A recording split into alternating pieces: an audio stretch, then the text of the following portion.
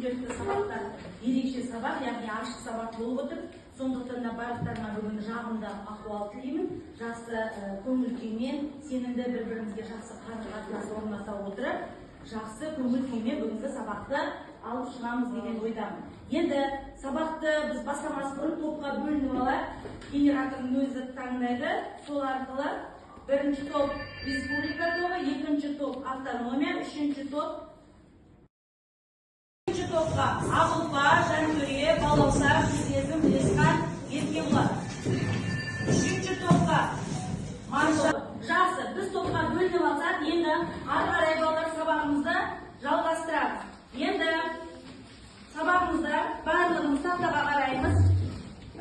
Не көріп тұрмыз? Қол көтеріп жауап берейікші. Қандай сурет көріп тұрмыз? Жақсы, асыздар. Қазақстан жері, Қазақстан Республикасының картасы. Картаны айтыландайсың. Қазақстан Республикасының картасы туралы. Қазақстан облысының шекарасы бейнеленген. Шекарасы бейнеленген. Қазақстан Республикасы тағы да туралы не айтыламыз? Тағы, ал.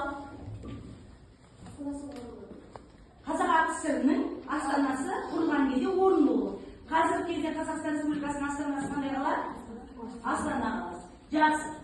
Мемлекет болу үшін не керек? Не қажет бізге?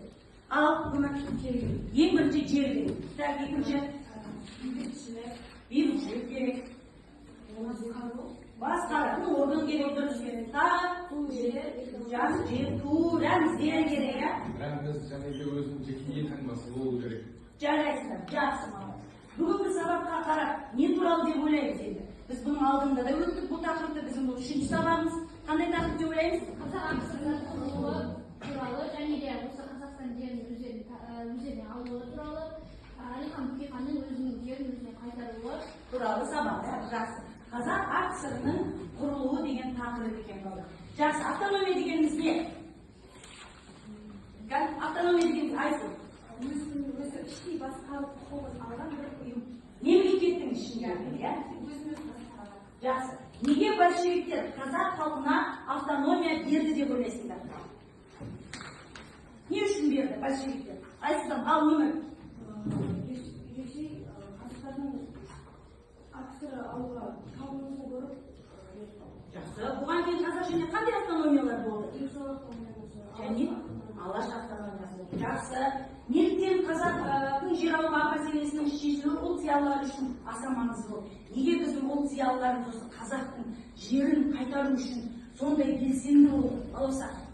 Жалғыз ата-бабадан қалған мұра болды. Және де қазақ халқы бостандықта өмір сүргісі. Жарайсың, молодец. Песковскийдің атқарған қызметі қандай болды? Айтамыз, Песковский дегеніміз кім? Ал қоса Қазақ Республикасының төрағасы, ол қазақ АКСР-ның жүргізу үшін құрылған ұйым болды, иә? Жақсы. Жасасыңдар да, мұнда әр бөлімге бал қойған, яғни соңында жалпы 10 бал жиналады. Осыған, яғни өздерің өзара бағалап отырасыңдар. Яғни сабақтың мақсаты бұнда біз Қазақ АКСР-ның құрылуының саяси, әлеуметтік және мемлекеттік дамуға әсерін бағалауымыз керек. Сонымен қатар Қазақ АКСР-ның құрылуына үлес қосқан қазақ зиялыларының қоғамдағы рөлі мен атқарған қызметін талдаймыз. Қырғыз Қазақ автономиялық кеңестік социалистік республикасының құрылуы қалай жүзеге асты? Қазақ революциялық комитетінің мақсаты мен міндеті қандай?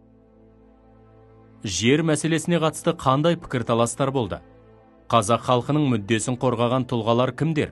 Осы сұрақтарға жауап беруге тырысайық. Қырғыз Қазақ Бөкейхан не істеді Қазақ АКСР туралы? Кім айтады? Қазақ ал айтады. Әлихан Бөкейхан алаш қозғалысының жетекшісі болды және Қазақ АКСР-ның саяси құрылымының негізін қалады және ұлттық бірлікпен біздің территориямызды, яғни жерімізді сақтауға бар күшін салды. Қазақты бір жерде бірлікте ұстағысы келді. Жақсы. Кім екінші? Әлімхан Ермек. Ал Ермек не істеді? Айта ғой. Әлімхан Ермек 1891 жылы Ақмола ауданы Қарағанды облысына қызмет еткен. Ол Лениннің алдында қазақ жерінің 80%-ін қорғап Қазақ Жақсы. Тағы қосатыныңыз бар ма? Айта ғой. Әлихан Еңбеков 1920 жылы Мәскеуде болғанда Лениннің алдында қазақ автономиясының территориясын ғылыми түрде негіздеп қорғаған адам. Жақсы, жарайсың. Мынау тұрған біздің қазақтың шекарасының қазіргі 80%-ын дәлелдеп беріп кеткен осы кім екен? Жақсы. Сәлеметсіздер ме оқушылар? Орта Азиядағы межелеудің нәтижесінде қазақ жерлерін біртұтас біріктіру аяқталды. Қазақстанның халық саны ұлғайып, аумағы кеңейді. Қазақ жері аумағының қалыптасуына менімен бірге Тұрар Рысқұлов, Қожанов пен Ермеков аса зор еңбек сіңірді. Ақмешіт қаласындағы 5-ші съезде халқымыздың тарихи қазақ атауы қалыпқа келтірілді. Қазақ халқының аумақтық бірігуі мемлекеттілікті нығайтып, Қазақстан Республикасының басқарушы президент дұрыс, келесі Қазақ АКСР кімдер туралы декларация? Еңбекшілер, жарайсыздар. Халықтардың басталды ұлттық автономия ресми түрде танылды, жер туралы мәселелерді шешуге мүмкіндік берді. Дұрыс, жақсы. Қазақстанның құрылуының әлсіз жағы. Шынайы дербестіктің болмауы, ұлттық мүдде толық қорғалмады, экономикалық қиындықтар болды, кеңестік саясаттың қысқаны болды. Жарайсыңдар. Сіз стикерлерді қолдана отырып жабыстырсаңдар да болады. Өздеріңіз пайдаланған.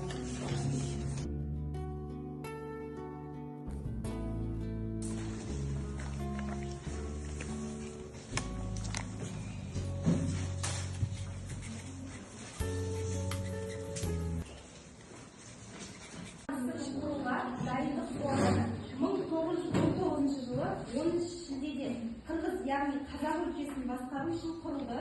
Оның төрағасы Станислав Песковский болды. Бірақ оның құрамында қазақ зиялыларынан Ахмет Байтұрсынұлы, Бақытжан Қаратаев та болды. Жақсы. Сонымен қатар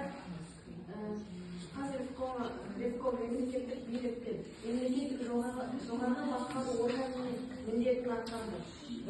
Және Қазревкомның құрамында да Песковский, Турашин, Совет Сибой және Мендешев болды.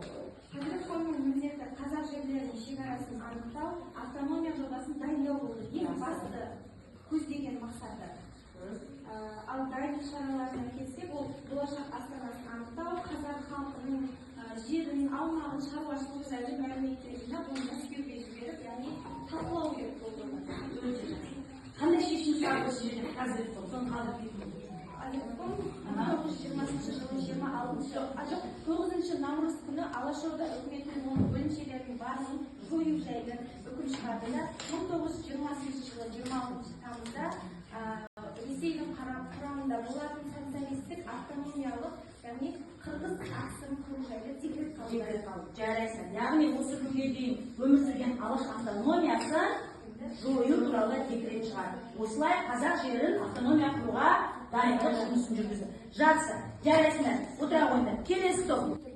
1920 жыл 12 қазан күні және оның астанасы Орынбор сайланады. Бірақ 1920-дан бастап межелеу өтеді. Межелеуде Түркістан автономиясы үшке бөлінеді. Өзбекстан, Түркістан және Қазақ АКСР-на жерді бөліп береді. Қазақ АКСР-на Семей және Жетісу губернияларының жері өтеді. Және сол жерлерде ол Қызылорда, қазіргі Қызылорда бұрынғы Ақмешіт деген қаланы оның астанасы деп сайланады. Бұрын 1920 жылы оның аумағы 1.800.000 болса, сол 1925 жылы 2.700.000-нан асқан. Межелеуге кезде жетті.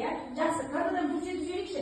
Келе ғой, ең алғашқы кезде 1920 межелеу 239 миллион. Ал 25 жылы қайтадан межелеу болған кезде қазақтың жері қанша миллионға жетті? 2.700.000 асты. Асқан жерге жетті. Жақсы балалар. Жаңа біз болды деп айтып отыр. Ол декрет шыққаннан кейін дайындық жұмыстарын жүргізеді. Сөйтеді 4 пен 12 қазан аралығында бүкіл қазақ жерін басқару туралы съез өтеді. Сол съезде ғана бар жұмыс жүргізіледі. 12 қазаннан бастап белгілі бір дәрежеде қазаққа Қазақстан мемлекеті болдық. Бұл қазақ аксының жаңа еңбекші құқықтардың декларациясы болды. Өте дұрыс. Сосын Қазақ АКСР құру үшін қандай зиялы қауымдар жұмыс жасады? Медешев, Бекович, Алихан Бекхан, Қожановты айтуға болады, Тұрарысқұловты айтуға болады. Жақсы білсеңіз. 1920 жылы құрылған қазақ автономиялы социалистік республикасы қазақ мемлекеттілігінің қайта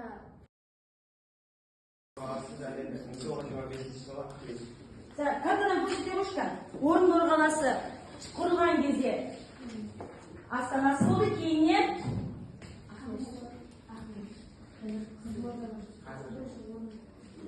Орынбор болды, бірінші кейін